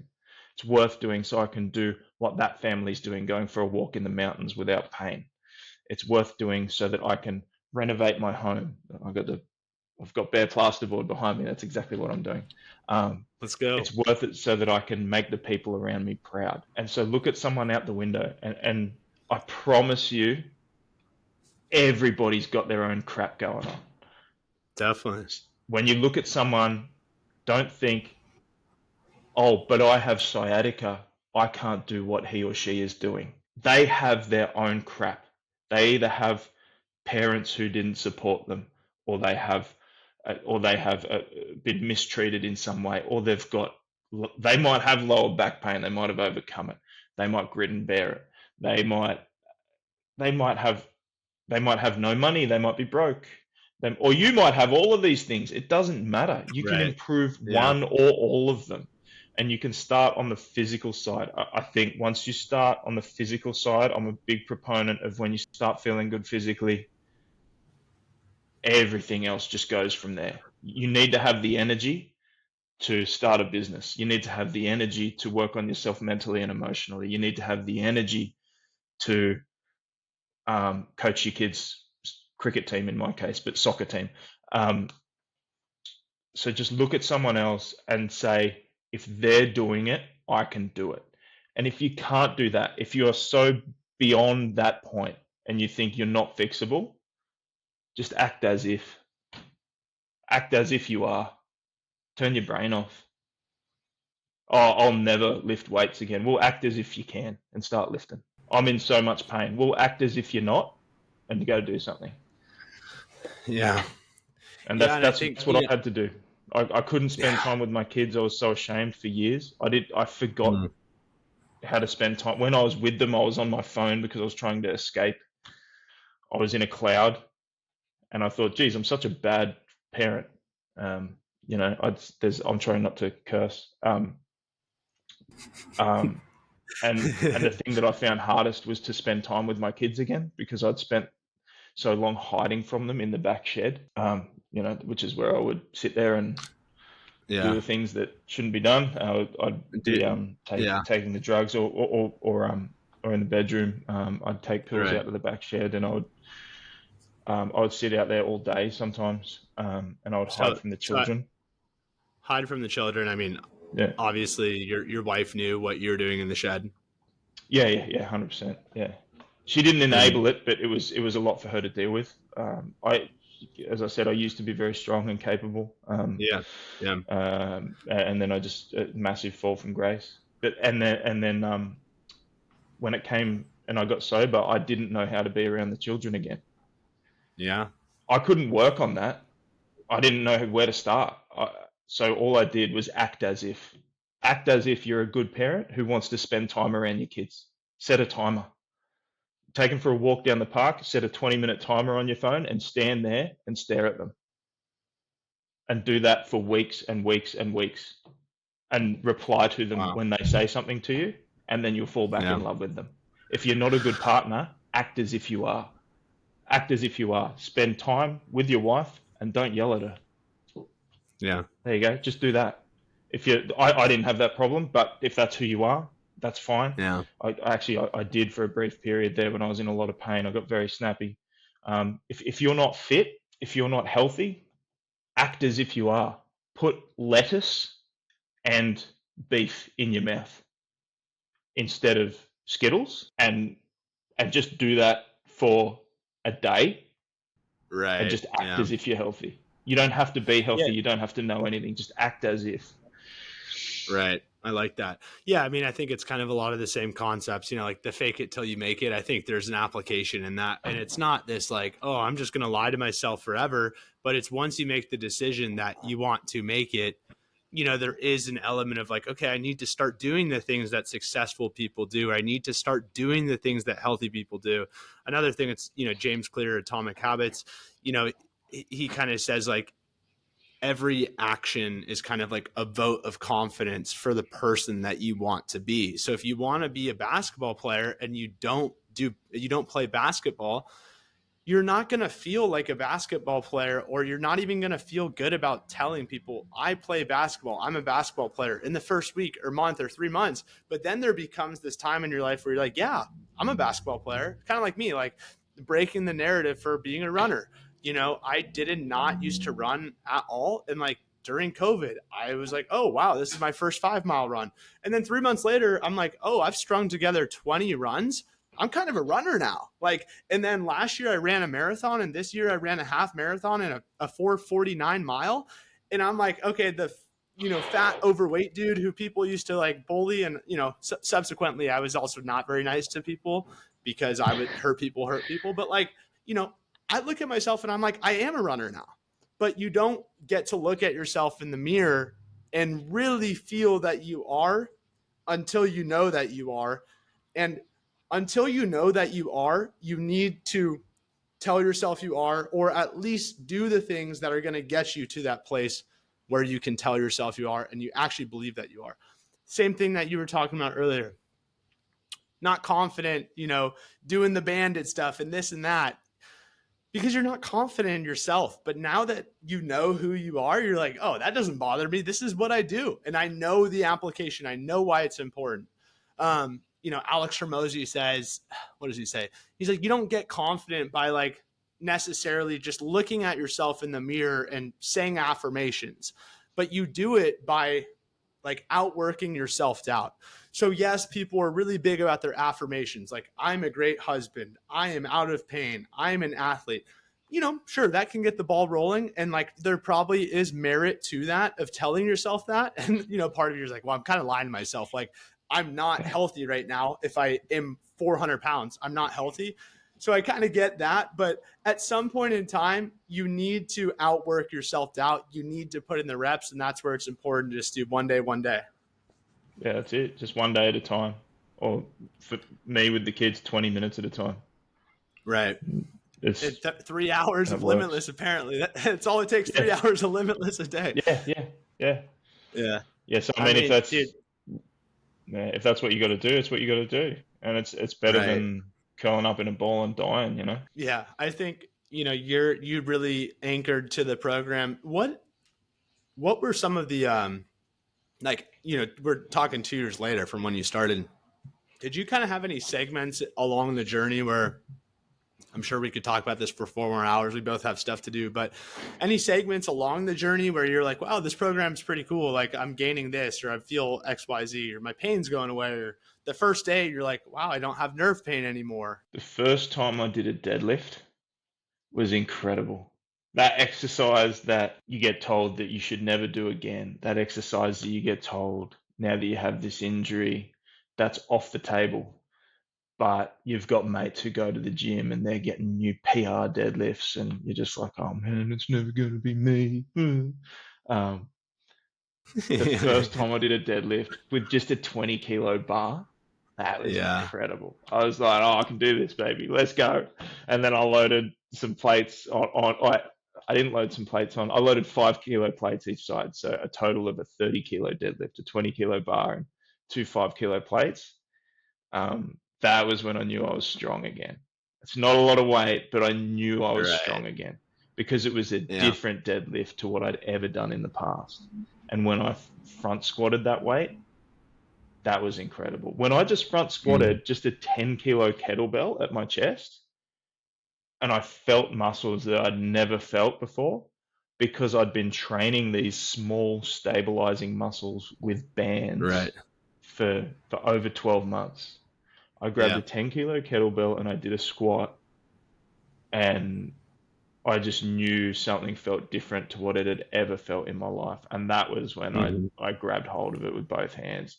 But even then I did stop and start, you know, like, don't get the wrong idea. I didn't start Limitless and then, you know, I didn't have a problem through the whole time. And I had to regress so many times, you know. Sure. Two days ago, I ate a whole bag of Skittles and 40 grams of protein in the entire day. It's nowhere near what Limitless teaches. Nobody teaches you to eat a bag of Skittles, 2 coffees, and about 40 grams of protein for the whole day. So I had a rough one. But I'm back on. But that was the same day that I went to the gym at like midnight and PR'd my pull-ups. So Wow. So you do. Everyone's fallible, and it's not a strict regimen. But when you hit those milestones, it just empowers you massively in all areas of life. That's beautiful. What I'm sure your wife, you know, maybe the kids they're pretty young, huh? Yeah, my wife is. So I'm 35. My wife's 29, and my kids are Nice. 12 and 7. Okay. So maybe and it sounds like you were kind of hiding it. So maybe a little younger for them to kind of realize the extent of that. What is it like? How would you say your wife, you know, feels, and just like seeing the whole transformation? I mean, she's got to have a massive weight off her shoulders too now, huh? She loves it now. She's so happy. She has a lot of faith in me again. When we first got together, within being together for 6 months, I bought her a house. Instead of getting married early, we bought a house. We had our kids first, all that type of thing. We didn't do it the traditional way. When she first met me, I was working 14-hour days and 13-day fortnights. So I was working a lot, and I was still going to the gym. Or we had a gym on site for some stuff. And then I dropped down and I worked a little less, but I was just dynamic. I was making money. I was fit. I was doing a lot of AMRAP work, a lot of hit circuits, and I was just really jacked. And she just thought I was some Superman, and it felt pretty good, to be honest. And so I was able to provide everything for her, and and I was funny too, so she probably fell in love with that. But I think you're still funny. So thanks, mate. So she didn't coast either. She was out of home from a very early age. She was kicked out of her home in her mid-teens. So she had a bit of a rough time. So she'd always worked, and then we ended up just working together. For years, we would work and save money, and we had the children, and we just went about building a life. And then one of us fell down pretty hard. And since coming back from where I've been, it's like she has even more faith in me now than what she's ever had. She has this evidence that no matter what happens, she thinks I can beat it. She thinks no matter what happens, I can beat it. She thinks no matter what happens, we'll win, because she's seen my body go from really quite good, in incredible shape, to absolutely trashed, to now getting back to not quite where I was, but we're getting there, in my mid-30s. And so, yeah, she's really happy. I don't know how I would describe it. Yeah. She likes when I have my shirt off. She likes that. It's summer here in Australia, so every weekend I'm out mowing the lawns with my shirt off. I see her from the kitchen window. I'll give her one of these. I'll give her one of those, because I love the back workouts in the program. So I've really been doing a lot of back work, so I got a bit of a good back happening there. So she loves that. For sure. Oh yeah, dude, Yeah. the back aesthetics get nice Oh once you man, it's kind of start awesome. working on the pieces, scapula, like rib cage, the alignment. It's just like there's a reason why people are gravitated towards that kind of posh. I think people say like, oh, some people say posture doesn't matter. I don't think that's true. Like, you don't want to. I don't think we want to demonize posture and be like, okay, this is not bad, but like, if I live my life like this for 40 years, I don't think that's a great way to live life. Like, you're going to create a lot of compensations. We want to have a lot of different, postures, but there's something to be said about, kind of standing up, not just like that, but like having a really confident posture with muscle mass and strength. Visually, other people can see it, and also what they can see and sense, and the energy of it is like you just walk into a room and your head's clear, you're getting good workouts, you're stringing together all of these healthy days, you don't have sciatica or shoulder pain or back pain or whatever, and like now you just have so much more freedom and energy to bring into other people's lives in the room. People can sense it. They're like, what is that person doing? And that's what I've realized with myself. When I first went through the several months after doing Andrew's program and I got healed, I was almost like this, Andrew disciple, and I'm shouting from, the roof, like, you got to do the program, and like, maybe you're kind of there right now and you want everyone to do the program and this and that. And then kind of what I've realized the further I've gone through it is like not yelling at people to do the program, but your actions start to speak louder than the words, in the way in which I carry myself. And obviously, my friends and family and people who are following me, like they see the business I'm building and they see like, oh, that guy just ran a, 125 half marathon at 205 pounds. That's 640 pace for 13 miles. Like, that's kind of cool. Like, I wonder what he's doing. You start to string together actions in a way of being, and that is like the best representation of what you're doing. And again, that takes some time to believe that you're the person that you want to be. And until you believe that you're that person, you just have to put in the time. I think that is what's tough about change. That's what's tough about the Limitless program. That's what's tough about rehabilitation. That's what's tough about selling our program in certain aspects, because it is not an overnight change, but it is the most worth it change you will ever make in your life. And until you can see that it is worth it, there's an element of faith. There's an element of, I can't see it. I can't feel it. I still have this nerve pain. I don't even know what it's going to feel like to feel confident again or not have nerve pain, but I know I need to be there. So that's where there's that weird transitionary period where people do or don't have buy-in to the program. Like, you bought the program because you were backed up against a wall and you're like, I'm going to be dead. I'm going to remove myself from this earth if I don't make a change. But, you're starting on day one. You're like, why am I doing these little things, right? You weren't necessarily a believer of the program until maybe you had that first light bulb moment. That is what is tough about human change, is we don't know exactly when those light bulb moments are going to come. They're incredible when they do. From a program perspective, coaching, hopefully we can help to facilitate, have those be earlier along in the process. But that is what's kind of the mystery about the human experience. Sometimes you have to work a little bit before you know why you're working. Yeah, exactly.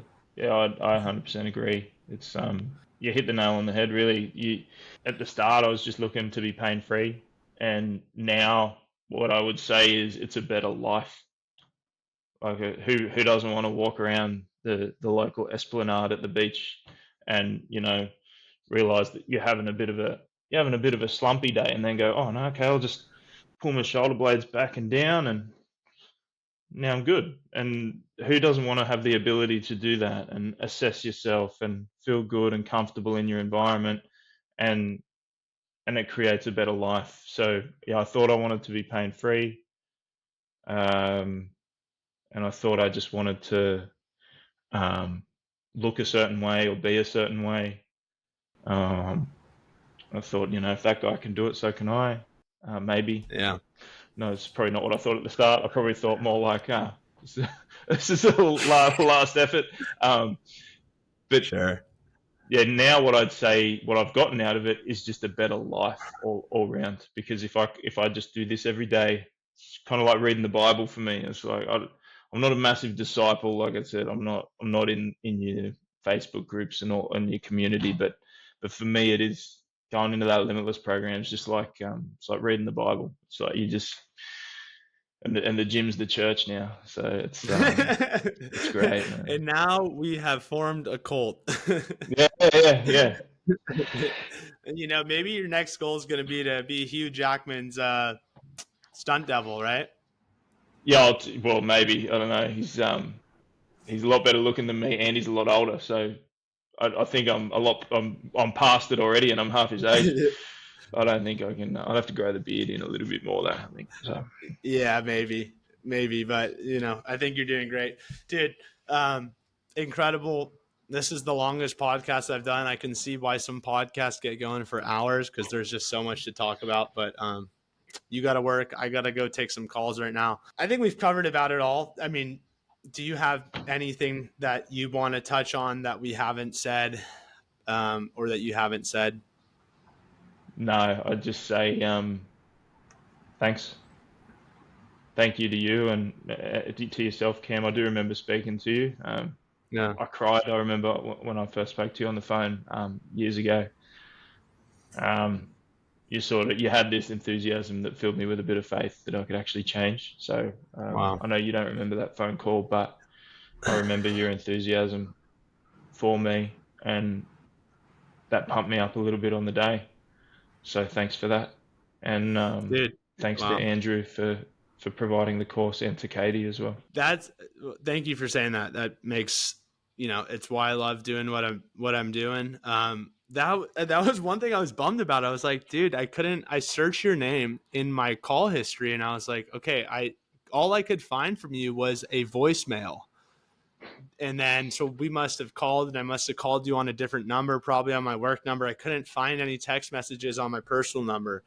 So I was like, dang it, what did we talk about in that conversation 2 years ago too? I mean, but there are still calls that I remember 2 years ago. I don't think we did a video chat. You know, I think if we did a video chat, I would have remembered, but I think it was just the voice, and some things kind of sparked when I listened to that. I still have the voicemail from you. You know, not much info in there. You didn't divulge what you were dealing with, so it must have just been all in the conversation. Yeah, it's I don't think I talked about the ins and outs of what I was going through. I just sort of let you know the facts and where I was at about the pain. And you definitely did not talk about that, because that is a conversation I 100% would have remembered. If I were to speculate, I mean, do you remember what you even shared on the call? I think I told you that I used to be quite fit, but then the injury had just debilitated me, and that my body had atrophied over the last little while, and it was just a shell of who I used to be, and I was just really ashamed. And I think so. I may not have shared too much, but I do remember you were really enthusiastic for me. You had sort of a calm enthusiasm at the time, and I can't remember exactly what you said, but I remember you had a very calm enthusiasm, and you had a very calm faith that this would help me, and I had no one else to talk to at the time, and I had no one else to believe, so I believed you in that 3 or 5 minute conversation. So thanks. What a privilege for me. It was a big help. Really, truly. Thank you for sharing that. I'm glad that, you know, I could be there for you at that time when you needed someone, and props to you for putting in all this work. Thank you so much for sharing your story. This is incredible. Definitely a highlight of the day, highlight of the week. Probably as of yet, I've had a lot of great podcasts and conversations, but this one has been my favorite. So sorry to everyone else I've chatted with, but this is my favorite one. No worries. If you ever want to catch up again in the future, maybe I'll knock out this strength training program, and we might do I'm sure I've got a photo of dude, please, what I please used to do. be many years ago. And This would maybe be once I another, finish the strength program, we can see where I get to. absolutely. Please do. People like before and afters. You should take that for yourself too. Now that pain is no longer a focus, it'd be cool to catch up after the strength training program in 6 months. And that was the thing too. You're like, when we chat on Friday, you're like, oh, well, maybe we could chat after the strength program. I'm like, dude, your story is too good right now to not share, and that's kind of the thing too. I think people have an apprehension too sometimes towards like leaving a review. I had no idea that you had this incredible success. You hadn't left a Google review.